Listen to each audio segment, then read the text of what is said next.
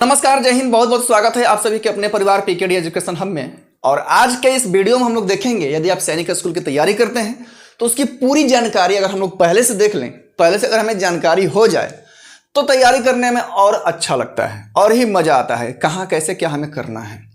तो चलिए आज के इस वीडियो में हम लोग शुरू से अंत तक जितने भी सैनिक स्कूल के प्रोसेस हैं, जिसमें हम लोग फॉर्म का डेट क्या होता है, साथ ही उसकी एलिजिबिलिटी क्या है, सिलेबस क्या है और डॉक्यूमेंट्स क्या क्या लगते हैं, ठीक है, इन सभी चीज़ों पर चर्चा करेंगे। और एक इसमें रिजर्वेशन का भी प्रावधान है, जो कि हमने नवोदय के विद्यालय, जो नवोदय का मैंने वीडियो बनाया था, तो उसका रिजर्वेशन और इसका रिजर्वेशन थोड़ा सा अलग है। कैसे क्या होता है तो उसको हम लोग समझते हुए चलेंगे, ठीक है। तो फॉर्म का डेट, साथ में एलिजिबिलिटी, सिलेबस और डॉक्यूमेंट्स।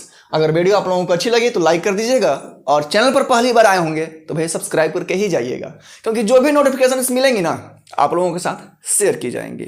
और उसके लिए आप लोगों को भाई बेल आइकन प्रेस करना पड़ेगा, क्योंकि नहीं करेंगे तो आपको नोटिफिकेशन नहीं पहुंचेगा। तो चलिए शुरुआत करते हैं। सैनिक स्कूल क्या होता है भाई? सबसे पहले तो ये समझो कि सैनिक स्कूल क्या होता है। इसको जो है ना आर्मी पर्सनल या डिफेंस पर्सनल चलाते हैं, ठीक है ना, जिसमें कोल वोल ये सब जो होते हैं वो सब चलाते हैं। और ये एक बहुत ही अच्छी संस्था है, बहुत ही अच्छी संस्था है। इसके बारे में तो हम लोग पढ़ेंगे ही अभी। बहुत अच्छी संस्था है। क्वालिटी जो है इसका एकदम A1 क्लास का है। जितने भी स्कूल जो होते हैं एंट्रेंस लेते हैं ना, सभी का एजुकेशन क्वालिटी जो है A1 क्लास का है। और आप सभी लोगों को पता होगा कि अभी जो है भारत सरकार पूरे भारत में लगभग 20,000 से ज़्यादा सरकारी विद्यालय को बंद कर चुकी है।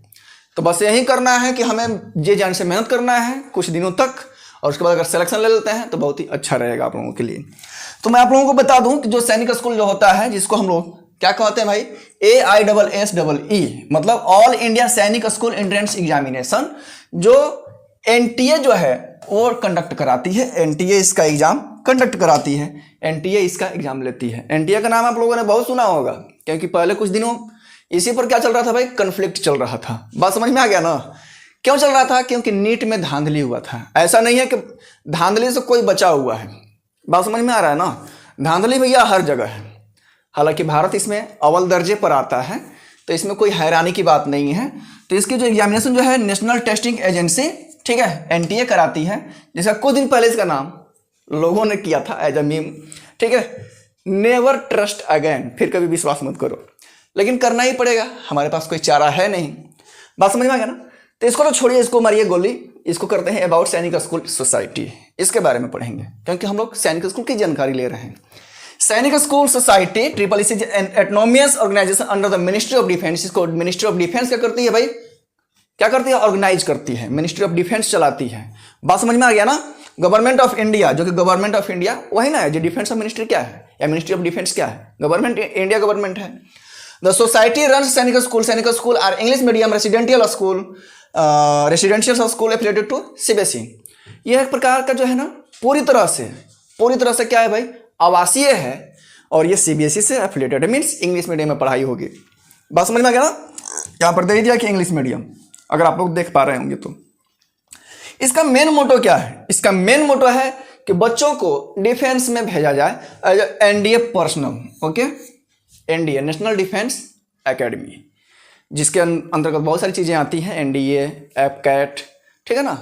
अच्छे अच्छे पोस्ट जो होते हैं ना, इसी विद्यालय से बच्चे बहुत करते हैं। इस बात का ध्यान रखिएगा, क्योंकि उसी को ध्यान में रख करके इसको तैयारियाँ कराई जाती हैं। बात समझ में आ गई? पेपर इसका बहुत लोग निकाल लेते हैं, लेकिन GD नहीं हो पाता है, ठीक है ना। GD मतलब एज अ पर्सनल, जिसको बोलते हैं स्किल डेवलपमेंट, तो वो नहीं हो पाता है। उसकी वजह से लोग छट जाते हैं। 5 दिन 7 दिन का इसका इंटरव्यू चलता है। तो इन सारी चीज़ों को ध्यान में रखते हुए ना वहाँ पर कराया जाता है। इसकी स्टार्टिंग जो थी आज़ादी से पहले 1921 में हो चुकी थी, ठीक है, और 1962 तक आते आते ये सैनिक स्कूल बना। बात समझ में आ गया? उस समय अंग्रेजों ने खोला होगा। जैसे आप लोगों का अगर मैं बात करूँ तो बंगाल में एक विद्यालय खुला था जिसमें मदर टेरेसा काम कर रही थी, वो अंग्रेजों द्वारा ही खोला गया था। अब आगे समझिए, यहाँ तक तो आप लोगों ने समझ लिया। अब इसके लिए क्या करना पड़ेगा भाई, कि आपको एग्जाम देना पड़ेगा। मिनिस्ट्री ऑफ डिफेंस और ये जो सैनिक स्कूल इन्वायरमेंट है, इसके लिए क्या करना पड़ेगा भाई, एग्जाम देना पड़ेगा। एग्जाम जो होता है आप लोगों को मैं पहले ही बता दूं कि एग्जाम जो होता है इसमें 2 क्लासेस के लिए होते हैं। कौन कौन सी क्लासेस के लिए भाई? तो क्लास 6 के लिए और क्लास 9th के लिए। सिर्फ और सिर्फ 2 क्लास के लिए इसमें एंट्रेंस एग्जामिनेशन होती हैं। और सीधे तौर पे आप लोग समझ लीजिए कि जो क्लास 6 है इसमें बॉयज एंड गर्ल्स दोनों का एडमिशन होता है, दोनों लोग एग्जामिनेशन दे सकते हैं, लेकिन ये जो है ओनली फॉर बॉयज। बात समझ में आ गई? क्लियर हो गई? यहां तक समझ में आया? ठीक है। तो यहां पर जो है बॉयज एंड गर्ल्स दोनों का एडमिशन हो सकता है, यहां पर सिर्फ और सिर्फ बॉयज का होता है क्लास 9th में। और ये जो होता है एक प्रकार से लैटरल एंट्री भी होता है, इसको भी आगे हम समझाएंगे क्या होता है ये। ठीक है। अब मैं आप लोगों को बता दूं कि इसका जो एग्जामिनेशन पैटर्न है, क्या है भाई? Examination pattern. एग्जामिनेशन पैटर्न मतलब कि जो आप लोगों का भाषा है, एग्जामिनेशन लैंग्वेज है, ठीक है, इसमें आप लोगों को 13 लैंग्वेजेस में एग्जामिनेशन होती हैं। तो आप लोग चौंकिए मत कि 13 एग्जामिनेशन हमें देना पड़ेगा, नहीं, मैं बता रहा हूं। इसमें जो होता है, जो टोटल क्वेश्चंस आएंगे ना वो इंग्लिश में आते हैं। टोटल क्वेश्चंस जो होंगे, जो भी क्वेश्चंस आप लोगों को 150 मिलेंगे, वो टोटल क्वेश्चंस इंग्लिश में रहेंगे, लेकिन इसमें 13 लैंग्वेजेस में। ठीक है ना। जैसे आप बिहार से हो, उत्तर प्रदेश से हो, तो आप हिंदी या इंग्लिश चूज कर सकते हो। जो बंगाल से हो बंगाली चूज कर सकता है, असम से हो आसामी चूज कर सकते हो। उस प्रकार से अपने अपने स्टेट के ये 13 लैंग्वेजेस में एग्जाम लेता है। आप जिसमें इंटरेस्टेड हो उसके हिसाब से आप फॉर्म भर सकते हो। बात समझ में आ रहा है ना। और क्लास 9th में जो टोटल क्वेश्चंस होते हैं वो इंग्लिश में ही आते हैं, तो इसमें लैंग्वेज का कोई प्रॉब्लम नहीं है, टोटल इंग्लिश। ठीक है।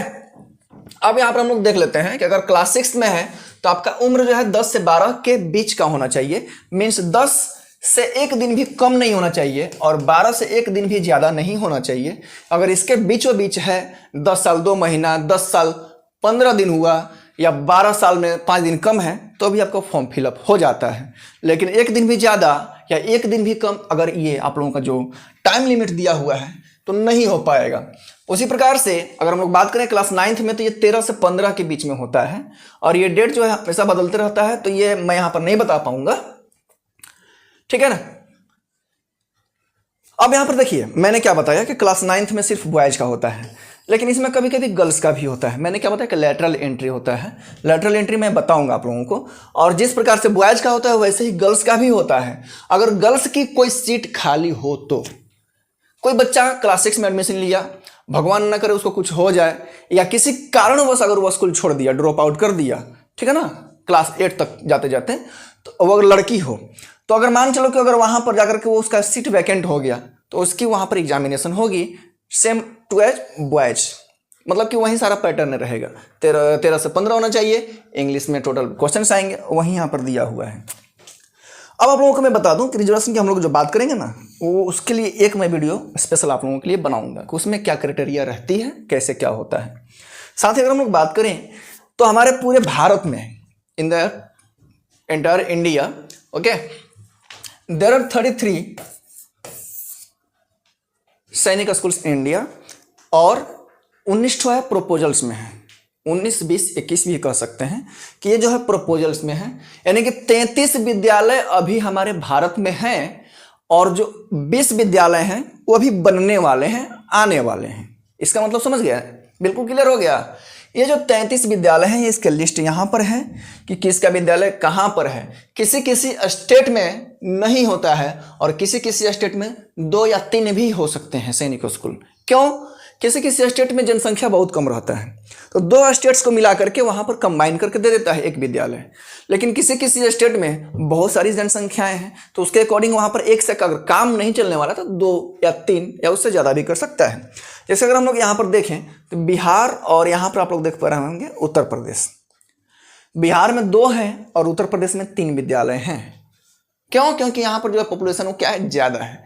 तो जहाँ पर पॉपुलेशन ज़्यादा रहेंगे वहाँ पर ज़्यादा चीज़ों की जरूरत पड़ेंगी, वहाँ पर ज़्यादा संसाधन चाहिए, और जहाँ पर कम है तो वहाँ पर तो एक में भी हो जाएगा, या 2 स्टेट को मिला करके एक में भी हो जाएगा।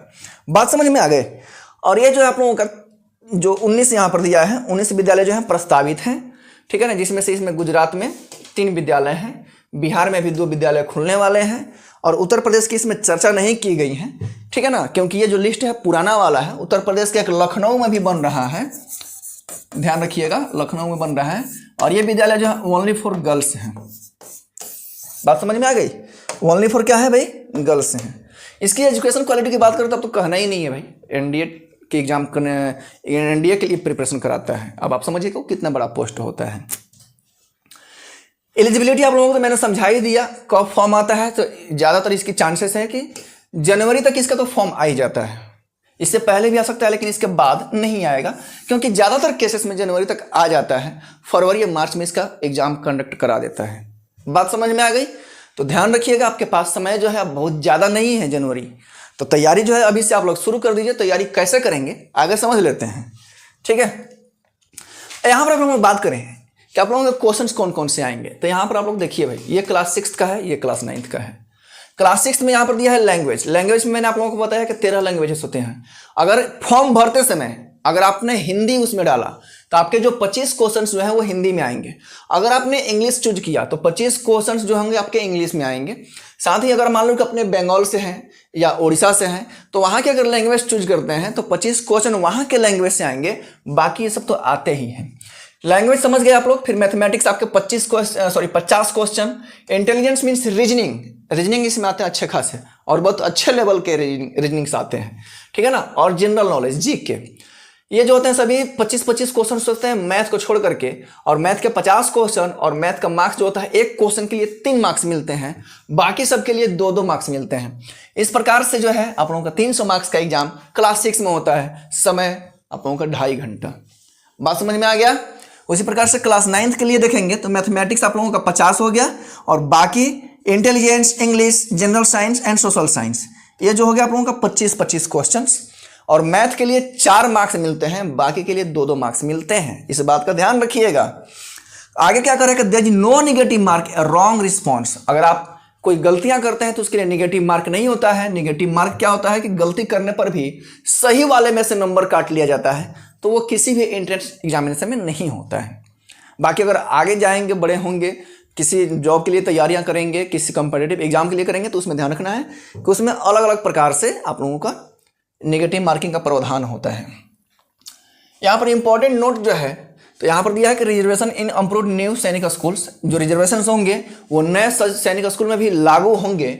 और साथ ही किस प्रकार से रिजर्वेशन कितना परसेंट है उसका तो वीडियो में आप लोगों को अलग से दूंगा।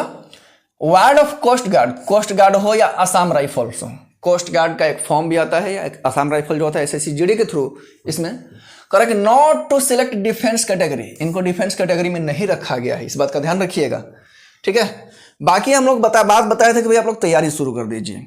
तो आप लोगों को पता ही होगा कि हमारे यहाँ से जो हमारी टीम है इसके रिगार्डिंग क्लासेस शुरू कर दी हैं। या तो आप CHS में पढ़ रहे हो, CHS के लिए भी मैंने वीडियो बना दिया है, सैनिक JNV के लिए भी बना दिया है, सैनिक स्कूल हो गया, RMS हो गया, RMC हो गया या वनस्थली, इन सभी के लिए, या इसके अलावा जो भी आप लोगों का स्कूल्स हो गए, ठीक है ना, जो स्कॉलरशिप का भी एग्जामिनेशन कराती हैं, तो सभी के लिए तैयारियां शुरू कर दी गई हैं और क्लासेस स्टार्ट हो गई हैं। अगर आपको कोई जानकारी चाहिए तो यहाँ पर जो 2 नंबर्स दिख रहे हैं इस पर आप लोग कॉल करके संपर्क कर सकते हैं। और हमारी क्लासेस की जो फैसिलिटीज़ है, इतनी बढ़िया फैसिलिटीज़ और इतने मिनिमम फी में, क्योंकि आप लोग पता कर सकते हैं कि मिनिमम फी हम लोग लेते हैं कि नहीं।